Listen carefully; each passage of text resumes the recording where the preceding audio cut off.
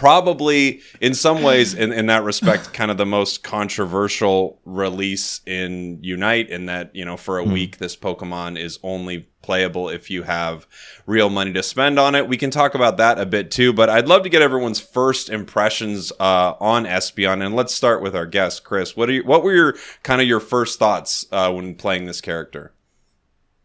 My first thoughts are just doesn't do enough damage. Like, it's a very fun Pokemon, it has a good amount of CC as well, but it just doesn't do enough damage. Like, for solo queue, it felt very bad to play certain... Like, it's good at setting up your team, but it just doesn't really finish anything off. The Unite move is very strong, but if your teammates ascend, you say, do corp fishes. Machamp is running around clearing corp fishes.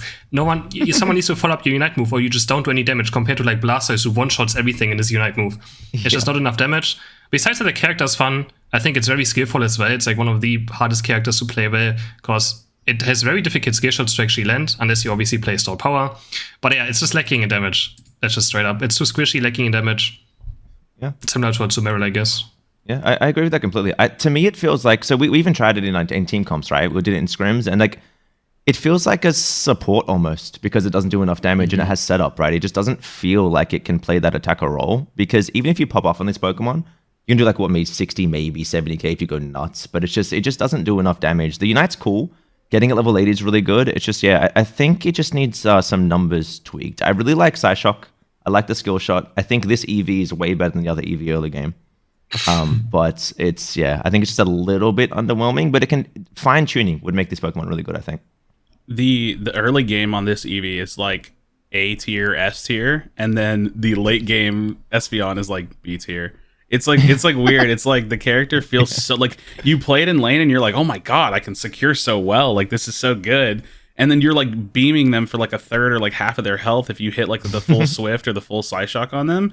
And then you get to like mid game and you're like, dude, what happened? Where did all my damage go? Like, I was doing so well, but it's crazy because the character is like a true like mage, right? Like, it's got that range, like mage kind of play style. And Chris, it feels like it's like Li Ming, man. It's like got the Li Ming kind of style to it from Heroes of the Storm. And so it feels really nice to play. I really, really like it. But I feel like either the range doesn't feel far enough for how squishy you are, and the damage doesn't feel high enough. So it's like, I almost like, at minimum, the damage I think needs to go up. But I wouldn't even mind to see like a slight range increase on like Psyshock or Future Sight. But that's what I've been running. I've been running Psyshock, Future Sight.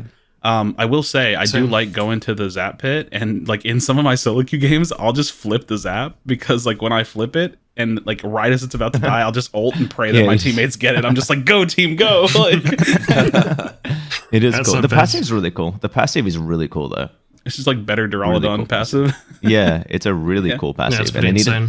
Stop giving attackers these defensive passives, please. Yes, I agree. Stop doing it. I agree.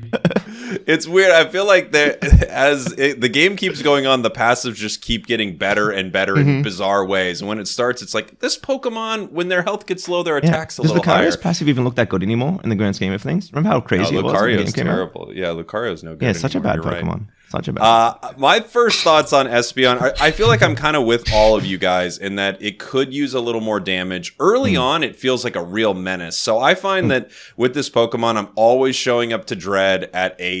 Even, no matter where you are, you don't need to be in the center, which is really cool because its Unite move is actually, I think, really impactful, especially for what you said, Crashy. I mean, if you can pick up 3 or 4 enemies from the enemy team and just hold them in the air for a second, someone on your team might be able to secure an objective if they showed up to it. So, I mean, that is pretty cool. It does feel like it continues to taper off as the match goes on. And then, of course, Chris, being such a solo queue player, recognizes that this is it's just such a tough Pokemon as the match goes on, because you can only do so much and you're just a squishy little thing that they can jump on, and there's not too much else you can do after your eject button, your Unite is gone. However, I think I'm a little more maybe optimistic on this one than you guys. I think its damage might not be insane, but I feel like I'm securing KOs like crazy because of its stun. I feel like it's just so easy. The burst is solid, to get sure. Yeah, the burst is amazing. Really, so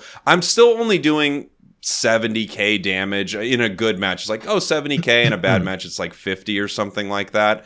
But I feel like I'm securing tons of KOs with it, and I'm taking every single piece of farm inside of a lane, which I think is pretty cool. So I guess it's kind of like Aegislash in a way then, right? Like how Aegislash, you don't see crazy damage numbers, but it's doing crazy burst, right? Like I think that's fairly similar.